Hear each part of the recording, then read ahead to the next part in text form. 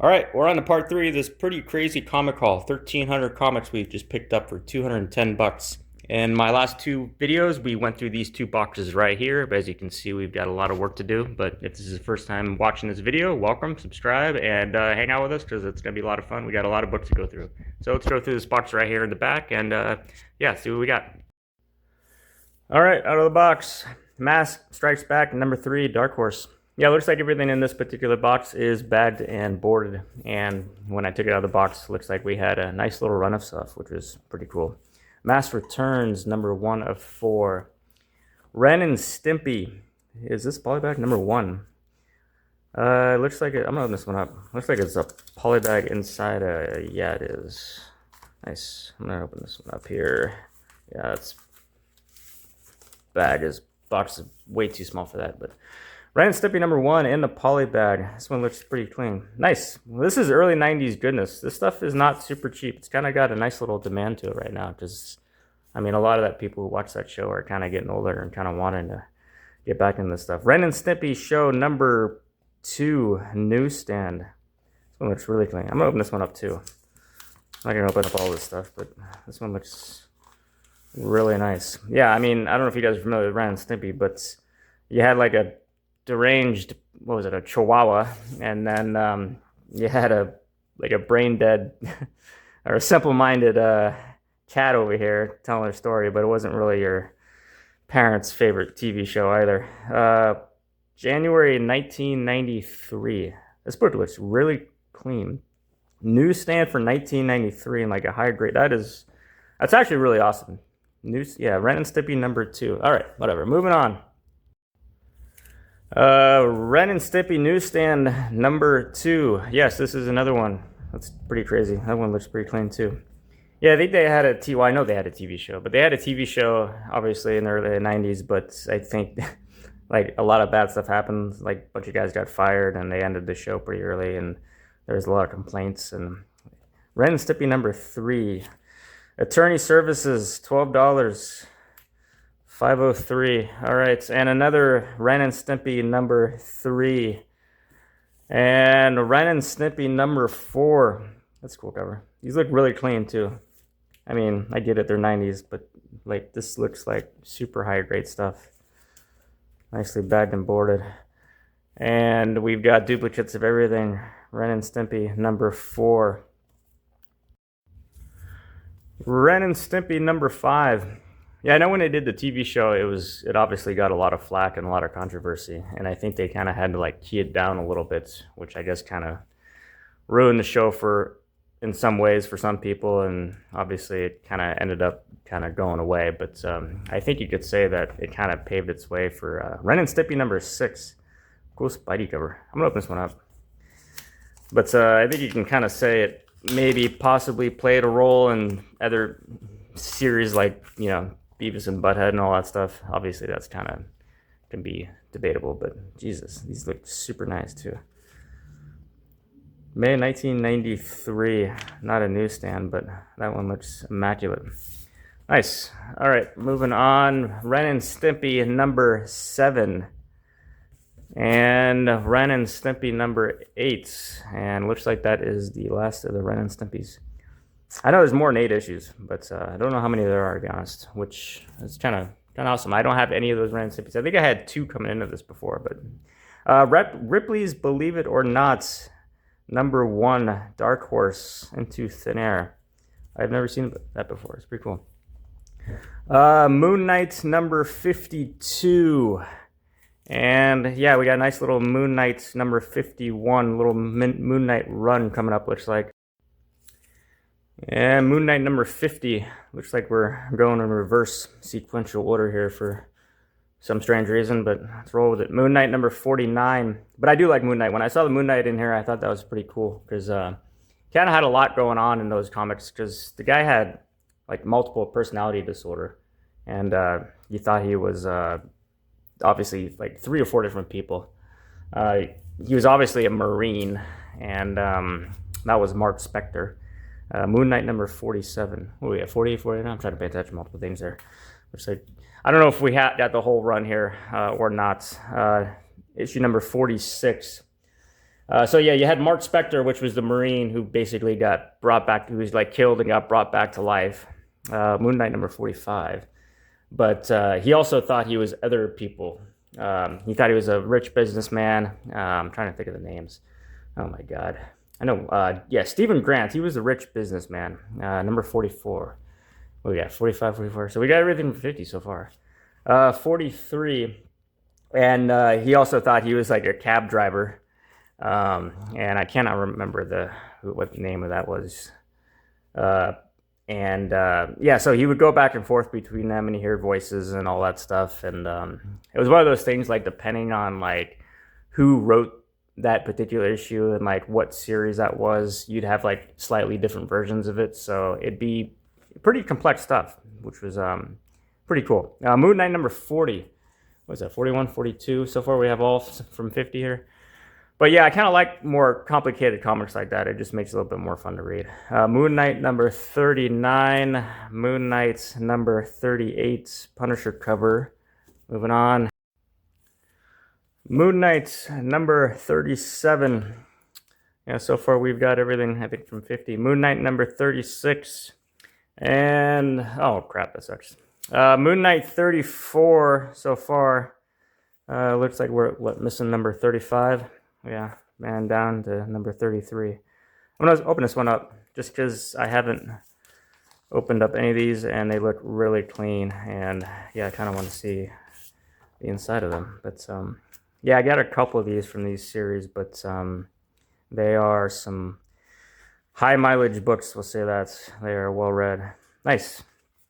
I mean, this looks like a 9.0 copy. It looks completely untouched, which is really awesome. All right, well, Moon Knight number 33. We're missing, what, 35 so far? That's all right. We're probably going to be missing some more here.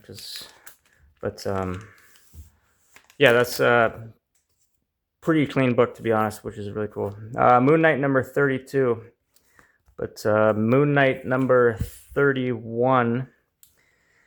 And Moon Knight number 30. And looks like, nope, we're going down to number 28. We're missing 29 and 35. Up and down to 34 here, or 24. Newsstand. All right, well, that's part of the journey. It's part of the progression of all this to fill the runs. Moon Knight number 23, newsstand. Yeah, I think I was in an abnormal psych class, and we somehow came to the conclusion that the number one secret to happiness was the word progress. And I'm not sure how we came to that conclusion, but I remember we were studying like people who like both won the lottery and people who got in like a car wreck and had their legs broken and all that stuff. And then like 3-6 months down the road, the people who had their legs broken could actually be in a lot of ways happier than the lottery winners, just because you're progressing towards things.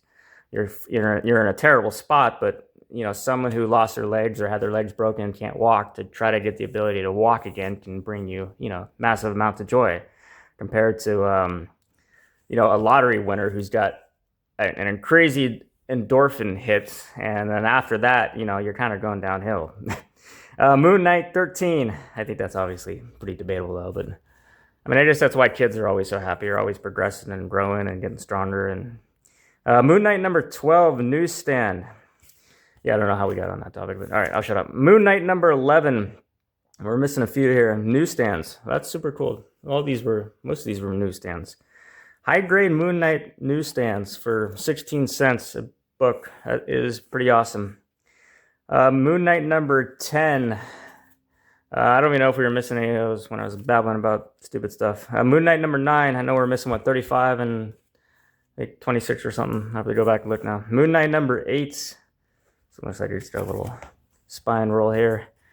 Moon Knight number 7. That's an interesting looking cover. I'm going to open that up. No, I'm not opening it up. Too many books. Moon Knight number 6. This is looking good. Moon Knight number 5. Newsstand. And Moon Knight number 3. And Moon Knight number 2. And it looks like we got Moon Knight number, yeah, I already said that. Moon number 2. And yes, we do. We got Moon Knight number 1. Nice. Well, that was a fun little run there. Let's open this one up just because yeah. Looks pretty clean. Nice. So I think we had 1 through 50 here, missing maybe a few issues. That's awesome. 1989, number 1. I did read this one a long time ago, but it's nice to have it in higher grade. All right, moving on. That's a pretty cool little run there, Moon Knight. Timberwolf, number 2, 1993. And Timberwolf versus Creeper, number 3, 1993. And Conan, number 1, the Barbarian. Not the real number 1, not in 1971. Everyone's got comics that they want to someday collect that are kind of out of their reach, and I guess you can say Conan number 1 is definitely one that I don't have that I would like to collect. Tops, 1 of 4, Dracula in a poly bag. We're not going to bother to open this one up, but that's pretty cool. I think we saw that in the other box. There's definitely probably going to be some duplicates of this stuff. 1 of 4, is that the same one? Yep, it is. And this one is in a polybag too, looks like. All right, pretty cool. Dracula, the Impaler, Vlad the Impaler, number 1 of 3 tops. And the Impaler in 1 of 3 tops again, Dracula. Sweet, I'll take it. I'll take a lot of Dracula tops. Yeah, what are the other books that I want to collect? Dracula, 2 of 4. Conan 1 is obviously 1, but yeah, All-Star Western number 10 is one that I would really like to collect. That is obviously the first appearance of Jonah Hex, and that is a very expensive book, obviously. I do not own that one. Dracula, 2 of 3. Vlad the Impaler, nice. And that is a, looks like it is another poly bag here. I'm not going to open that one up. And Dracula, number 3 of 4. There's a couple Archies I know I want. I want Archie number 50. I know that one is also pretty, that's actually more money. Dracula number 3 of 4. But I think the All-Star Western, if I wanted to get it in like a 5.0 grade, you're looking at like $300-400. That's a lot of money to throw down on a comic book. Predator versus Magnus Robots Fighter number 1. And I'm pretty sure the Archie number 50 is going to be probably about 3 times the cost of that in that grade. Colonial Aliens Marines Dark Horse number 4 of 12. And Aliens Marines number 5 of 12. And right into number 1 of 12. All right, nice. Moving on.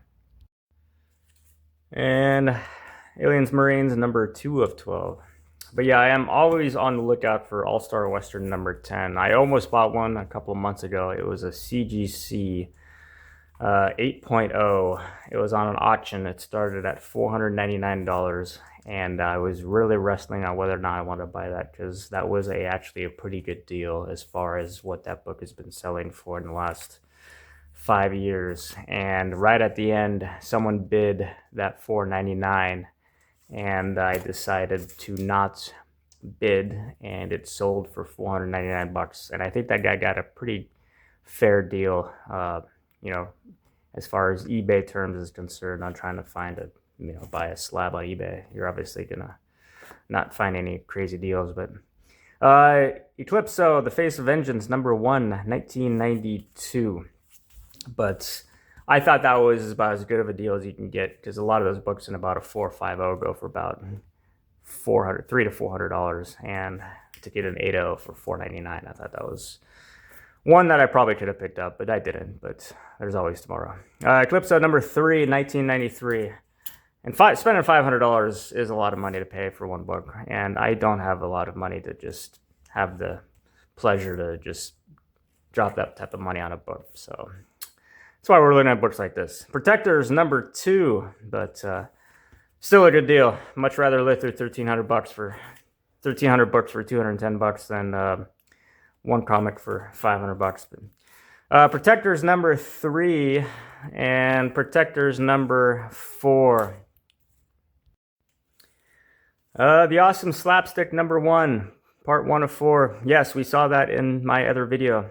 I'm gonna open this one up just because I wanted to open up the other one. I don't think I did. If I did, I don't remember it. But yeah, this was early 90s, about 92, 93. November 1992. Nice. This one looks pretty clean. I think the other one might have been a newsie, but I'm not 100% sure. But nice. That's cool. The condition on a lot of this stuff is really awesome, which is really, really cool. I mean, I know that it's 90s and, you know, finding a higher grade of a 90s comic is not particularly, you know, all that unheard of, but to find them in, you know, 80, 90 copies like that is pretty cool. Because like I said before, that's not super popular stuff. That's not high print run stuff. The Awesome Slapstick number 2 and the Awesome Slapstick number 4. Yep, same 4 that we looked at 3 videos ago. And Slapstick number 3. Moving on, The Savage Return Dracula number 1. $2. That's cool. Looks pretty clean too. Holy God, we got books everywhere. All right, let's move this stuff over the way here. Requiem for Dracula number 1. I really want to, yeah, I'm going to do it. I'm sorry, guys. I'm going to open it up. Just kind of curious. I've never seen this book before. And I like Dracula. I always liked, I like playing the video games of Nintendo and back in early, mid, late 80s. I'm probably the only one on Earth. Wow, that's pretty cool. Gene Colan, Tom Palmer. Nice. Jim Novak. Holy cow, what year is this? This looks, I thought this was later. 1992. Holy cow, I'm glad I opened this up. Nice. That looks really cool artwork. Just the style I like. Nice, I could look through that all day. Ashes to Ashes. Minty, high grade book. Requiem for Dracula number 1. That's awesome. I don't know anything about that. I don't have it, but I do now. Nice.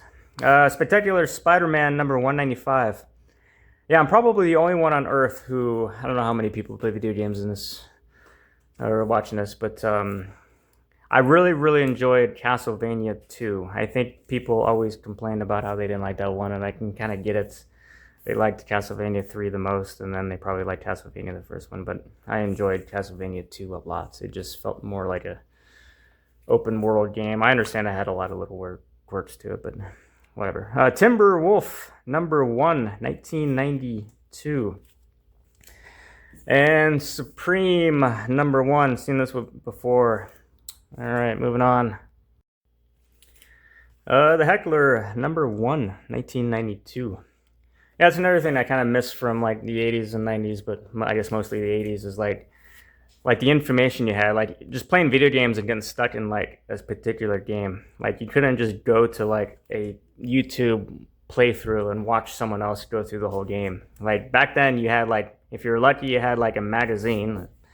What do we got here? Heckler number 3.